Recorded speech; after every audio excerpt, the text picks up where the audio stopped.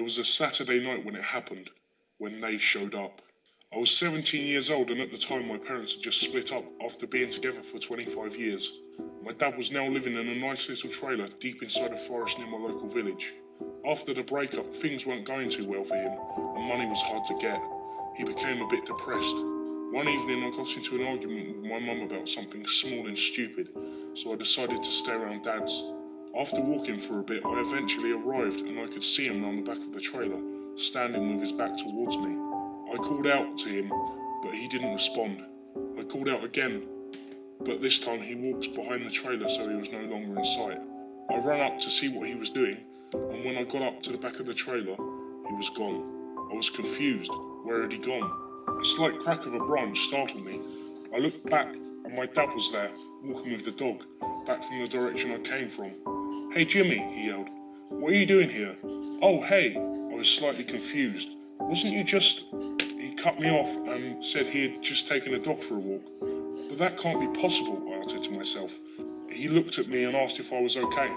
"It's just, never mind." I brushed it off and thought it was due to my tiredness. "Anyway, let's get back into the trailer," said Dad.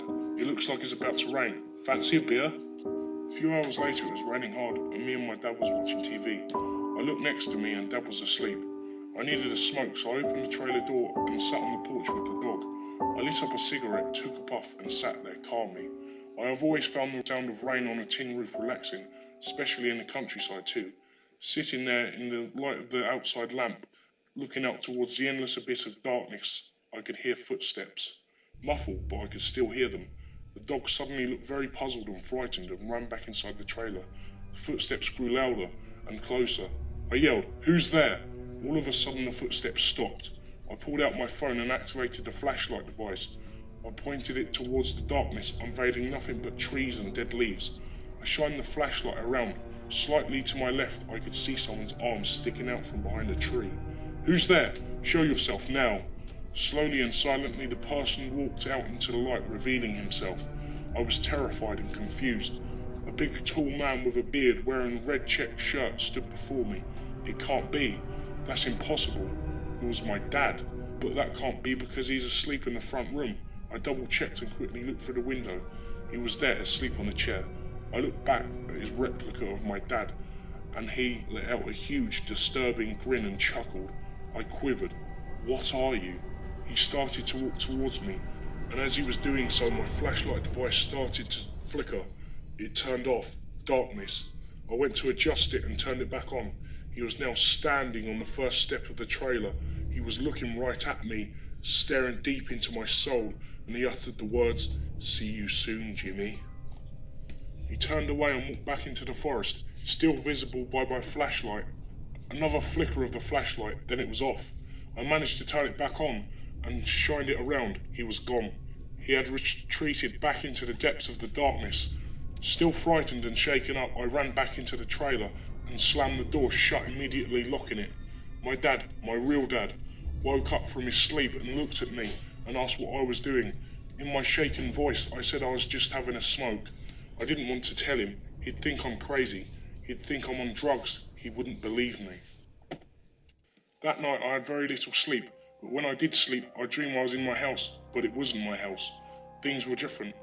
Things seemed more sinister and surreal. I dreamt that I had woken up in the morning, but it wasn't the morning. It was still dark. I was walking down the stairs to the kitchen. As I was walking down the stairs, they grew longer, and I could see paintings of my family members hanging up on the wall.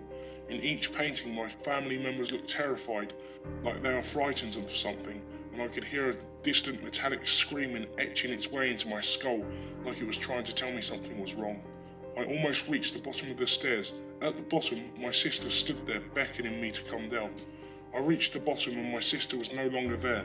I turned round the corner and my sister and family members were all sitting round the table in the kitchen, humming a rhythmic tune. I walked towards the kitchen. My family stopped humming. At the exact same time, they slowly turned their heads and looked at me. Dead looks on their faces, no expression. They must have stared at me for a while, then they finally stepped out of their dead trance and let out a big cheesy grin. "Come sit with us, Jimmy," said Mum. "We have saved you a seat." They all pointed towards the seat. I reluctantly sat down. An awkward silence consumed the room. I looked at the table and in front of me sat a cup of tea. It was never there before. I looked up at them. They were all smiling. Dad suddenly spoke. "Drink the tea," he calmly said. So I did. I picked up the cup and drank the tea. All at once they started humming, but it grew louder. I started to become dizzy, my vision blurred. "What have you done to me?" They all got out of their seats and gathered up close. My mum looked at me and said, "The transformation has started. We must contact the others." My sister walks away into the other room and comes back with a mirror. She faces the mirror in my direction. I'm now screaming. I look at my reflection. It's me, but it's not me. In my reflection, I am laughing hysterically, whereas in reality I'm screaming. I look behind me in the reflection and I can see a painting hanging up on the kitchen wall. It's me in the painting, the real me. The screaming terrified me. I then woke up in a cold sweat back in the trailer. It was all just a dream. I couldn't tell if what happened to me earlier was a dream or reality. I suddenly remembered it was real. The realization sent chills across my body again as I remembered what had happened. I sat up in my room, surrounded by darkness, with only the dim light of the porch glowing through the window from behind the curtain. I could still hear the cold, heavy rain on top of the trailer roof. A sense of dread came over me as I looked towards the window. Something was out there. I could feel it. I could then see a shadow gliding past the window. It was a shadow of a woman. She glided past the window again, but this time stopped halfway through. She called out to me in a calming voice. "Jimmy, Jimmy." "Mum?" I called out, cautiously.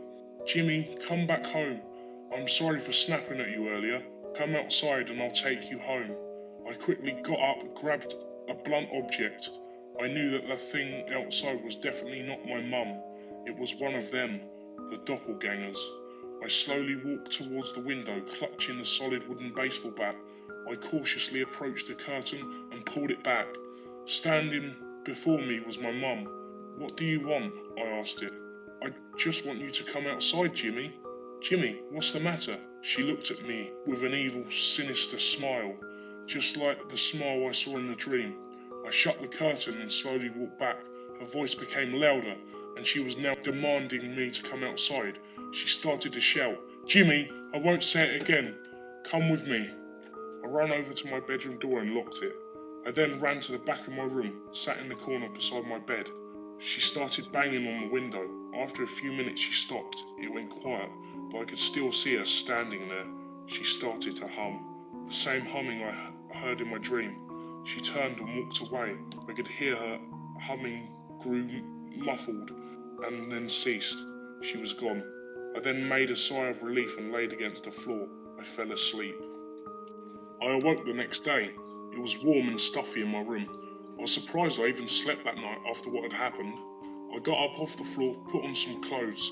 I walked up to the window, dreading I'd see something again.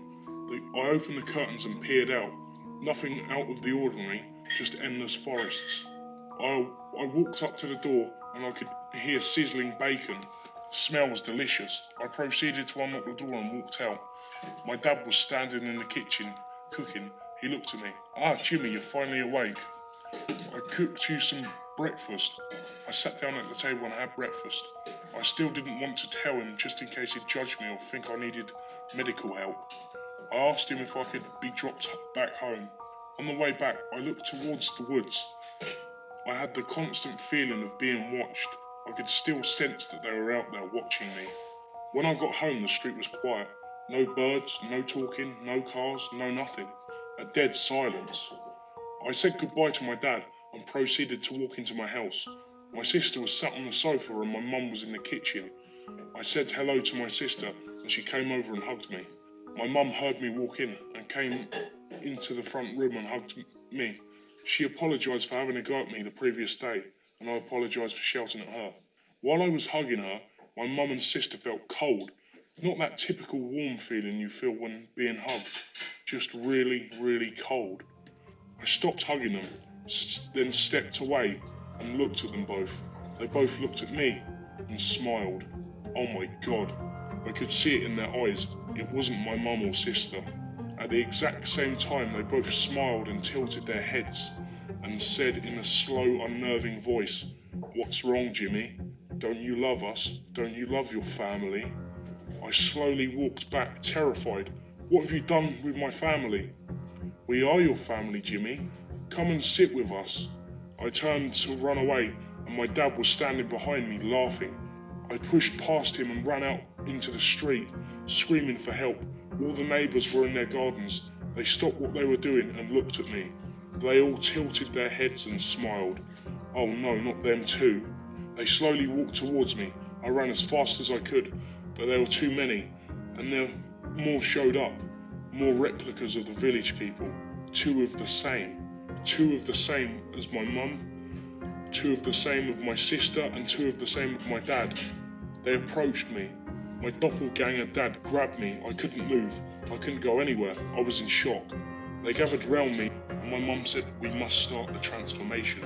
They took me back to my house and tied me down to the kitchen table. They forced tea in my mouth. I was drowning in tea. They stopped pouring it into my mouth. My sister walked into the other room and come back with a mirror. They all held the mirror in front of me. I couldn't go anywhere. I stared deep into my reflection, and in my reflection it started to move. It smiled at me and tilted its head. It broke out of the straps and sat up. Its arm came out of the mirror and grabbed me by my throat. Half its torso came out of the mirror like it was some sort of waterfall. It looked at me, stared deep into the very depths of my soul and said, "The transformation is complete." This was my new doppelganger family. They come from the forests.